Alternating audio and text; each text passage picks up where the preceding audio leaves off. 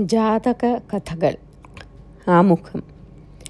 ശ്രീബുദ്ധൻ്റെ പൂർവജന്മങ്ങളിലെ കഥകളാണ് ജാതക കഥകൾ എന്നറിയപ്പെടുന്നത്. ജാതകം എന്ന വാക്കിന് ജന്മം എന്നാണ് അർത്ഥം. കപിലവസ്തുവിൽ സിദ്ധാർത്ഥ രാജകുമാരനായി ജനിക്കുന്നതിന് മുമ്പ് ശ്രീബുദ്ധന് 546 പൂർവജന്മങ്ങൾ ഉണ്ടായിരുന്നു എന്നാണ് ബുദ്ധമതവിശ്വാസം. ജന്മങ്ങളുടെ എണ്ണത്തെക്കുറിച്ച് ചില അഭിപ്രായ ഭേദങ്ങളുമുണ്ട്.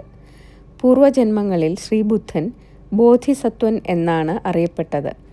കർമ്മഫലമനുസരിച്ച് ഓരോ ജന്മത്തിലും ദേവനോ രാജാവോ മന്ത്രിയോ കച്ചവടക്കാരനോ ജന്തുക്കളോ ആയി ബോധിസത്വൻ ജീവിതം നയിച്ചു.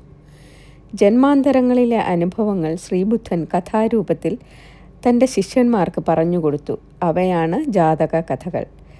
ആ കഥകളിൽ ചിലതിൽ ബോധിസത്വൻ നായകനാണ്, ചിലതിൽ വെറും കഥാപാത്രം, മറ്റു ചിലതിലാകട്ടെ കേവലം കാഴ്ചക്കാരനും.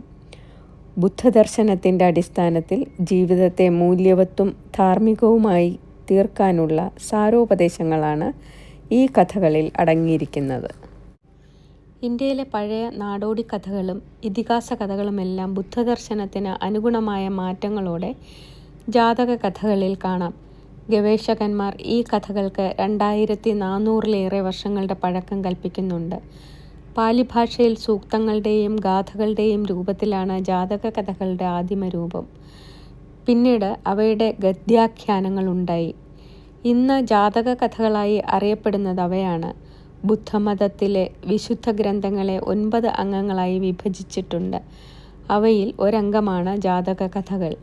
ഇതിൽ നിന്നും ജാതക കഥകൾക്ക് ബുദ്ധമത സാഹിത്യത്തിലുള്ള പ്രാധാന്യം വ്യക്തമാണല്ലോ.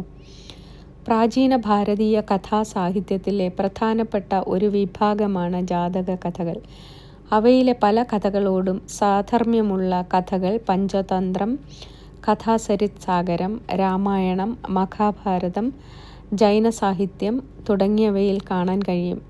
സോളമൻ്റെ നീതി കഥകളിലും ഈസോപ്പ് കഥകളിലും ജാതക കഥകൾക്ക് സമാനമായ കഥകൾ കാണുന്നുണ്ട്.